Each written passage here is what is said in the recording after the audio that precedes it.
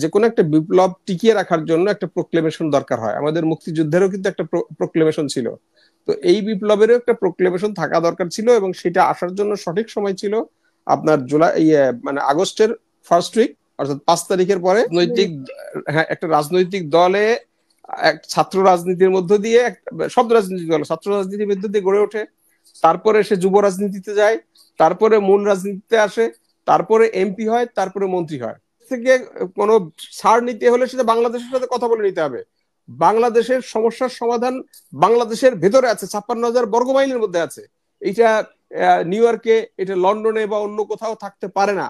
এই মেসেজটা কেন আমাদের সরকার দিচ্ছে না? হ্যাঁ, এটা কেন? সেটা হলো যে যাই ঘটুক তাতে বিড়ালের কপালের শিকে ছিঁড়বে না। অর্থাৎ আমি বলতে চাচ্ছি যে বাংলাদেশে আপনার যাই ঘটুক, হ্যাঁ, এই মুহূর্তে বা আরো মানে রিসেন্ট 1 ইয়ার 2 ইয়ার্স এর মধ্যে যাই ঘটুক, তাতে আওয়ামী লীগের ফিরে আসার কোনো সম্ভাবনা বা চান্স নাই। কাজে এই যে আমাদের আওয়ামী দেশে লীগ একটা, যতই যতই ব্যস্ততাগিরি দেখাক, যতই গুজব ছড়াক। হ্যাঁ, ওই যে আমাদের আমাদের মানে গ্রামে একটা প্রবাদ আছে যে মানে পড়শির মানে ক্ষেতের তিল দেখে মানে মনের আনন্দে মানে ইয়ে আনন্দিত হয় কুলু। কুলু বলে না, কুলু যারা ঘানি তেল বানায়। তো ওই ক্ষেতের মানে গৃহস্থর ঘরের মানে ক্ষেতের তিল দেখে, সরিষার ক্ষেত দেখে কুলু হলো মনের আনন্দে পায়। তো পাগলের সুখ মনে মনে, আওয়ামী লীগের সুখ হলো এই প্রচার, এই গুজব ছড়ানোর মধ্যে। এতে আসলে তারা এই মনে মনে সুখ পাবে। কিন্তু আমি আপনাকে এটা গ্যারান্টি দিয়ে বলতে পারি যে যাই ঘটুক, চেঞ্জ হতে পারে, অনেক কিছুই হতে পারে। উপদেষ্টা পরিষদে চেঞ্জ হতে পারে, সরকারের রূপে পরিবর্তন হতে পারে, নানা রকম কিছু হতে পারে, কিন্তু এইটা বাস্তব যে তাতে আওয়ামী লীগের ফিরে আসার কোনো সম্ভাবনা মানে আগামী মানে আমি কয়েক বছরের ভিতরে দেখি না। আমি বলছি না যে আওয়ামী লীগ কখনোই ফিরবে না, আমি এটা বিশ্বাস করি না, আওয়ামী লীগ অবশ্যই ফিরবে। বাট আমি আগামী কয়েক বছরের ভিতরে আওয়ামী লীগের ফিরে আসার কোনো চান্স বাংলাদেশে দেখি না। এটা হলো মানে আপনার মানে এই সব হুম। আলোচনার একটা কনক্লুসিভ দিয়ে আমি মূল আলোচনায় যাচ্ছি। হুম। আচ্ছা, এখন প্রশ্নটা হলো যে সরকার, আপনি প্রশ্ন করেছেন যে সরকারের ভিতরে কোনো মানে সঠিক দেখছেন হয়েছে। কিনা, মানে এটা অস্থিরতা বা তাদের ভিতরে কোনো, আমি পরিষ্কার ভাবে বলতে পারি যে সরকারের ভিতরে আমি এটা দেখতে পাচ্ছি। আমাদের যিনি প্রশ্ন করেছেন তিনি তো অত্যন্ত স্পেসিফিক ভাবে প্রশ্ন করেছেন, বিশেষ করে ডিসেম্বরের যে প্রোক্লেমেশন অফ রেগুলেশন সেটা নিয়ে। দেখেন, স্টুডেন্ট, আমি মনে করি যে একটা যে কোনো একটা বিপ্লব টিকিয়ে রাখার জন্য একটা প্রোক্লেমেশন দরকার হয়। আমাদের মুক্তিযুদ্ধেরও কিন্তু একটা প্রোক্লেমেশন ছিল। তো এই বিপ্লবেরও একটা প্রোক্লেমেশন থাকা দরকার ছিল, এবং সেটা আসার জন্য সঠিক সময় ছিল আপনার জুলাই মানে আগস্টের ফার্স্ট উইক, অর্থাৎ 5 তারিখের পরে, ধরেন 1 সপ্তাহের মধ্যে। তাহলে যদি সেটা আসতো তাহলে আজকে রাষ্ট্র ব্যবস্থা, রাষ্ট্র পরিচালনাটা অনেক সহজ হতো, এবং এই এলোমেলো বিশৃঙ্খলা এগুলো হতো না। এটা হলো মানে আমার ব্যক্তিগত অনুভূতির জায়গা। এখন প্রশ্নটা হলো যে এই 6 মাস পরে প্রোক্লেমেশন দেওয়া সম্ভব কিনা, বা একটা প্রোক্লেমেশন, কারণ রাষ্ট্র এখন নানাভাবে নানা দিকে ছড়িয়ে গেছে, এখন প্রোক্লেমেশন দিয়ে সেটা ফিরিয়ে আনা যায় কিনা, এটা একটা মানে এটা অনেক বড় একটা চ্যালেঞ্জ। কিন্তু সেই জায়গা কি এখন আছে? প্রোক্লেমেশনের ক্ষেত্রে তো আমি এখন আমি সবাই আমি একমত আমি এটা হতে পারে। হ্যাঁ, আমি এটা বললাম, আমি ওই কথাটাই বলছি। থার্ডলি হলো যে একটা প্রোক্লেমেশন যখন আপনি দিবেন, সেই এখন যখন আপনি এই মানে বিপ্লবটা তো শুধু এই যে কয়েকজন মানে 150-200 সমন্বয়কের বিপ্লব ছিল না। এই বিপ্লবের সমস্ত রাজনৈতিক দলগুলো ছিল, সাধারণ ছাত্র জনতা ছিল।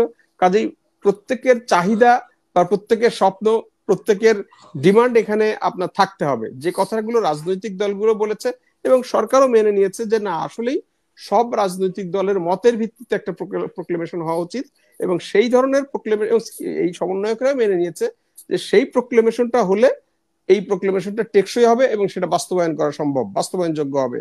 শুধু একটা রাজনৈতিক দল বা এই সমন্বয়করা নিজেদের মতো করে একটা ঘোষণা এনে বললো যে এটাই জনগণের প্রোক্লেমেশন, এইটা আসলে মানে সঠিক না। আবার যেটা আমরা বিভেদের কথা বলছি, দেখেন যখন এই প্রোক্লেমেশনটা হলো তখন বলা হলো যে সরকারের প্রধান উপদেষ্টার কার্যালয় থেকে বলা হলো যে এটা প্রাইভেট, হুম। হ্যাঁ, ইনিশিয়েটিভ।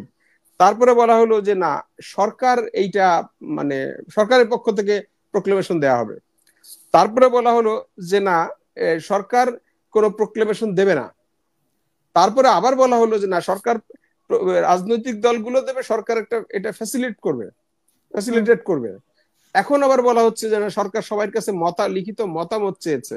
তো এই যে নানা সময়ে নানা রকম মানে সরকারের অবস্থানের পরিবর্তন, এ থেকে বোঝা যায় যে সরকার মানে সঠিক মানে সিদ্ধান্ত নিতে পারছে না, বা নিতে দ্বিধান্বিত, বা নানা রকম ভাবে। এখন প্রশ্নটা হলো এটা কেন হয়েছে।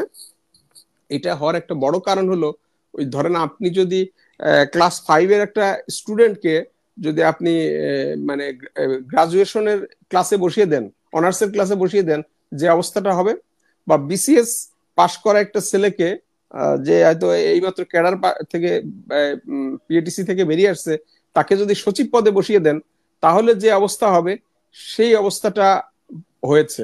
এখন এই যে ছাত্ররা দেখেন, একটা রাজনৈতিক একটা রাজনৈতিক দলে এক ছাত্র রাজনীতির মধ্য দিয়ে, সব রাজনৈতিক দল ছাত্র রাজনীতির মধ্য দিয়ে গড়ে ওঠে, তারপরে সে যুব রাজনীতিতে যায়, তারপরে মূল রাজনীতিতে আসে, তারপরে এমপি হয়, তারপরে মন্ত্রী হয়। এই যে একটা লম্বা জার্নি, বা যারা এই টেকনোক্র্যাট থেকে আসে, তারা দীর্ঘদিন সরকার পরিচালনার মধ্য দিয়ে অভিজ্ঞতা অর্জন করে তারা আসে। যারা বিজনেস গ্রুপ থেকে আসে, তারা ছোট ব্যবসা ছোট থেকে আস্তে আস্তে আস্তে ব্যবসা একটা শীর্ষ পর্যায়ে এসে তারপরে এমপি হয়ে মন্ত্রী হয়। এই যে একটা বিরাট তাদের অভিজ্ঞতার ঝুলি নিয়ে এসে যখন রাষ্ট্র পরিচালনায় আসে, তখন তার ভিতরে ওই ম্যাচুরিটিটা আসে। এখন যেই ছাত্ররা, আমি তাদেরকে ছোট করে দেখছি না, কিন্তু তাদের ওই যে আপনি এই যে শুরুতে যে আলোচনা করেছিলেন, মন্ত্রী হয়ে গেছে একলাপে।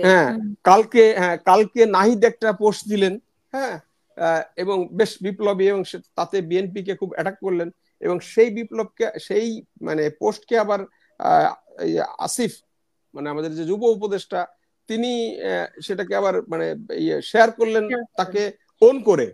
হ্যাঁ, আবার আজকে তিনি নিজে যে পোস্টটা দিলেন, তার ওই কালকের পোস্টের কিন্তু সম্পূর্ণ বিপরীত। হ্যাঁ, কালকে কিন্তু উনি নাহিদকে অন করেছেন, কিন্তু আজকে যেটা দিয়েছেন সেটাতে কিন্তু দেখা যায় তিনি নাহিদকে ডিজোন করেছেন। তিনি কিন্তু ঐক্যের কথা বলেছেন। কালকে তার পোস্টে কিন্তু বিভেদের বিষয়টা ছিল, যেটা মানে নাহিদের ওরাও বক্তব্য কি ছিল। এক ধরনের চালাকি করছে নাকি? ওরা মানুষকে না না সজাগ করতে গিয়ে ওরা নিজেরাই এক উম, ধরনের ফাঁদে না পড়ে গেছে, না না না চালাকি করছে নাকি চা- কি? না ওদের না প্ল্যান তো নিশ্চয়ই 5ই আগস্ট পর্যন্ত ছিল না, যদিও মাস্টার মাইন্ড বলা হয়েছে, সেই মাস্টার মাইন্ডের প্ল্যান নিশ্চয়ই আরো অনেক দূর পর্যন্ত। না, ওরা তো নিজেরাও কখনো বলে নাই। ওরা ওরা তো কোটা সংস্কার আন্দোলন নিয়ে এসছে, তাই না? তো ওই যে 9 দফা হবে না 8 দফা হবে, তারা তো একটা সময় 9 দফা থেকে সরে গিয়েছিল। হ্যাঁ, তো কাজেই এই এই জায়গাটাতে 1 দফাটা নিয়ে আসা একটা রাজনৈতিক আন্দোলন ছিল।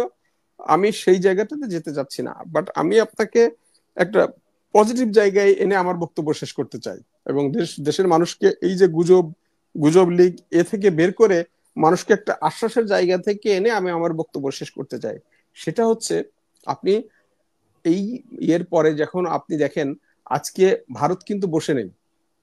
তারা আজকে আমাদের যে ভারতের পররাষ্ট্রমন্ত্রী, তিনি ট্রাম্প ওথ নেয়ার পরে তিনি সেখানে গিয়েছেন, এবং হ্যাঁ, তার কাউন্টার পার্টের সাথে তিনি বাংলাদেশ নিয়ে কথা বলেছেন। এটা অত্যন্ত ভয়ানক ব্যাপার। কারণ এইটা আমরা আগে দেখতাম, ফ্যাসিবাদী আমলে দেখতাম, যখন এখানে সেবাদার সরকার ছিল। বাংলাদেশ নিয়ে কোনো আলোচনা করতে হলে বাংলাদেশের সাথে করতে হবে, বাংলাদেশ থেকে কোনো ছাড় নিতে হলে সেটা বাংলাদেশের সাথে কথা বলে নিতে হবে। বাংলাদেশের সমস্যার সমাধান বাংলাদেশের ভেতরে আছে, 56,000 বর্গ মাইলের মধ্যে আছে।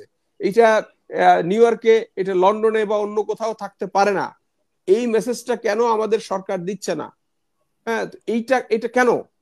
এবং একইভাবে আজকে আমাদের যে সীমান্তে যে অস্থিরতা সৃষ্টি করা হচ্ছে, আজকে আপনি দেখেন কি একটা গুজব ছড়ানো হলো যে আইএসআই এর প্রধান বাংলাদেশে এসেছে। হ্যাঁ, আমাদের এখানে ভাই আছেন, উনি হয়তো বলবেন। প্রশ্নটা হলো যে উনি আইএসআই এর প্রধান আসেন না, এটা একটা গুজব। বাট উনি যদি এসেও থাকেন, সমস্যা কোথায়? এই বাংলাদেশে 15 বছরে রয়ের প্রধান কতবার এসছেন? এগুলো নিয়ে কি নিউজ হয়েছে? অজিত দোভাল প্রাইভেট প্লেন নিয়ে কতবার এসছে, এসে আবার চলে গেছে, এগুলো নিয়ে কোথাও কোনো নিউজ হয়েছে? তো এই আমাদের স্বাধীন দেশ, এখানে আইএসআই এর প্রধান আসতে পারে, এখানে রয়ের প্রধান আসতে পারে, এখানে সিআই এর প্রধান আসতে পারে, এখানে কেজিবির প্রধান আসতে পারে, আসতেই পারে, দ্বিপাক্ষিক সম্পর্কের ক্ষেত্রে আসতেই পারে। তো এটা নিয়ে তার আতঙ্কের কারণটা কি? তো এই যে গুজব ছড়িয়ে দেয়া, আমাদের মধ্যে একটা বিভেদ তৈরি করা, একটা আতঙ্ক সৃষ্টি করা, এই জায়গা থেকে আমাদের দেশের মানুষ কিন্তু দিন শেষে আমরা কিন্তু ঐক্যবদ্ধ আছি এই মুহূর্তে। এখন পর্যন্ত ছোটখাটো বিভেদ থাকবেই, একটা সংসারের মধ্যে বিভেদ থাকে, ভাই ভাইয়ের মধ্যে বিভেদ থাকে, স্বামী স্ত্রীর মধ্যে বিভেদ থাকে, বাবা সন্তানের মধ্যে বিভেদ থাকে, কিন্তু দিন শেষে আবার একটা পরিবারের মধ্যে থাকে। বাইরে থেকে যখন আক্রমণ আসে আমরা কিন্তু ঐক্যবদ্ধ হয়ে যাই। এবং আপনি যদি এই 5 তারিখের পরে দেখবেন যতবার বড় ধরনের আক্রমণ আমরা বিভেদ করছি, 5 তারিখের পর থেকে কিন্তু আমরা বিভেদ করছি। আমরা বাঙালিরা বিভেদ প্রিয় জাতি, আমরা 2 জনে 3 দল করি। হ্যাঁ, আমি শেষ করছি। আমরা 2 জনে 3 দল করি, মানে 2 জন মিলে এক দল আর প্রত্যেকে আলাদা আলাদা এক দল, এক দল, মানে মোট 3 দল, 2 জন মিলে 3 দল করি। এটা হলো আমাদের বাঙালির নেচার। কিন্তু আপনি 5 তারিখের পরে দেখেন যখনই বড় ধরনের কোনো একটা ঝামেলা সৃষ্টি হয়েছে আমরা সবাই কিন্তু ঐক্যবদ্ধ হয়ে গেছি। এই ঐক্যবদ্ধতা এত সহজে যাবে না। আমি মনে করি এই ঐক্যবদ্ধতা যতদিন থাকবে, এই গুজব ছড়িয়ে, এই আধিপত্য মানে লাল চোখ দেখিয়ে আপনি কিছুই করতে পারবেন না। ইনশাল্লাহ বাংলাদেশ মাথা উঁচু করে দাঁড়াবে এবং আমরা সবাই মিলে ঐক্যবদ্ধ জাতি হিসেবে বিশ্বের বুকে মর্যাদার সাথে প্রতিষ্ঠিত হব, এই আশাবাদ আমি ব্যক্ত করছি। এবং দেশবাসীকে আমি এই আহ্বান জানাচ্ছি যে আপনারা এই গুজবে বিভ্রান্ত হবেন না। হ্যাঁ, সরকারের প্রতি, দেশের রাজনৈতিক দলগুলোর প্রতি, দেশপ্রেমিক শক্তির প্রতি আপনারা আস্থা রাখুন। ইনশাল্লাহ বাংলাদেশ এগিয়ে যাবে, আমরা মাথা উঁচু করে দাঁড়িয়ে থাকবো। কথা বলেছিলাম না পাগলের সুখ মনে মনে, তেমনি আওয়ামী লীগের একটা সুখ ছিল যে ট্রাম্প ক্ষমতায় আসবে, ট্রাম্প ক্ষমতায় এসে ইউনূসকে খুব বেকায়দায় ফেলবে এবং ইন্ডিয়া গিয়ে ট্রাম্পের কাছে মানে ইয়ে করবে এবং তারা মিলে ইয়ে সরাই দিয়ে আবার চট করে ঢুকিয়ে দেবে। তো এবং আমরা দেখলাম, হ্যাঁ, চট করে ঢুকিয়ে দেবে। আমরা দেখলাম যে 3 দিনের ভিতরে জয়শঙ্কর কি আলোচনাও করলো। কিন্তু বাস্তবে আমরা কি দেখলাম, মানে ট্রাম্প তার শপথ অনুষ্ঠানে সে কিন্তু মোদিকে দাওয়াত দেয় নাই। হ্যাঁ, নাম্বার 1। নাম্বার 2 হলো ট্রাম্প বলছে এখন যে বাইডেন সরকার চায়নার সাথে যে সম্পর্কটা সেটা যেভাবে নষ্ট করছে এবং তার যে মানে কন্টেন্ট চায়না পলিসি, তার থেকে সে সরে গিয়ে এই মানে ট্রাম্প সরকার চায়নার সাথে অত্যন্ত সুসম্পর্ক গড়তে চাচ্ছে এবং বাণিজ্যে ভারসাম্য সহ অন্যান্য বিষয়ে খুব মানে রেশনাল চুক্তি মানে রিলেশন করতে চাচ্ছে। এবং তিনি শিকে ফোন করেছেন, তাদের 2 জনের মধ্যে এর মধ্যে একাধিকবার কথা হয়েছে এবং উনি অত্যন্ত মানে চাইনিজ যে প্রিমিয়ার তার প্রতি অত্যন্ত পজিটিভ কমেন্ট করেছেন। তো এখন যদি আমেরিকা এবং চায়না যদি বাইডেনের সম্পর্ক থেকে সরে গিয়ে নতুন সম্পর্কে যুক্ত হয় তাহলে এখানে ইন্ডিয়ার জায়গা কই? তারা প্রথমে বললো যে কমলা হ্যারিস ইন্ডিয়ান, তো কাজেই কমলা হ্যারিসের জন্য তারা পূজা টুজা করছে কমলা হ্যারিসের বিজয়ের জন্য। আবার যখন মানে কমলা হ্যারিসের অবস্থা খারাপ হয়ে গেল, বললো ট্রাম্পের সাথে মোদির খুব ভালো সম্পর্ক এবং ট্রাম্পের যে রানিং মেট তার ওয়াইফ ইন্ডিয়ান, তো ওরা মনে করলো যে আমরা বোধহয় হয়ে গেছে। এবং এই এই মানে ইন্ডিয়া এবং আমেরিকার সমীকরণ দেখে ওই যে পাগলের সুখ মনে মনের মতো আওয়ামী লীগ একেবারে ভিতরে ভিতরে আনন্দে উতলে উঠছে। এখন ট্রাম্প দেখা যাচ্ছে যে তার সম্পূর্ণ ভিন্ন আঙ্গিকে চলছে। তো কাজেই উনি যেটা চিন্তা করছিলেন যে মানে এইটা করবে, আবার উল্টো এখন চায়না দেখা যাচ্ছে যে মানে ইউনূস সাহেবকে এত গুরুত্ব দিচ্ছে যে তাকে নেয়ার জন্য বাংলাদেশকে স্পেশাল বিমান পাঠাবে। হ্যাঁ, এবং আমাদের দেশের সাথে ভারতের প্রতি বছর $6 বিলিয়ন মেডিকেল ট্যুরিজম হয়, যেটা ভারতের মোট মেডিকেল ট্যুরিজমের 55%। এখন চায়না বাংলাদেশে মানে চায়নার ইউহান প্রদেশের রাজধানী কুনমিং এ তারা বিশেষায়িত কয়েকটি হসপিটাল তারা বাংলাদেশি রোগীদের জন্য তারা সেখানে মানে ব্যবস্থা করছে এবং যেহেতু ভাষাগত সমস্যা আছে তারা সেখানে দোভাষী দেবে এবং মানে বাংলাদেশি রোগীদের জন্য বিশেষ ছাড় দেবে। তো এ তো মানে আপনি এখন 5 মাসে $40 বিলিয়ন, 1 বছর পরে এই সংখ্যা কোথায় গিয়ে দাঁড়ায়? হ্যাঁ, আমরা কিন্তু কোনো কিছুই আটকে যায় না। আমি একটা কথা বলে আমি শেষ করি, সেটা হলো যে আমি মানে ইরানে আমি কয়েকবার গিয়েছি, আমি দেখেছি যে এই স্যাংশনের পরে মানে আমেরিকা যেই সেক্টরে ইরানকে স্যাংশন দিয়েছে ইরান সেই সেক্টরে স্বয়ংসম্পূর্ণ হয়েছে। বাংলাদেশে ইন্ডিয়া মানে গরুর উপরে স্যাংশন দিয়েছে, বাংলাদেশ গরুতে স্বয়ংসম্পূর্ণ হয়েছে। হ্যাঁ, গরু উৎপাদনে। ঠিক তেমনি এই যে পেঁয়াজ বলি বা আদা বলি বা অন্যান্য যেখানে দিয়েছে আমরা কিনছি, আমরা সারা বিশ্বে যে কোনো জায়গায় যেতে পারবো। ইন্ডিয়া বিক্রি করবে কোথায় সেই টেনশনটা তার করতে হবে, যিনি ক্রেতা তার টেনশন থাকে না।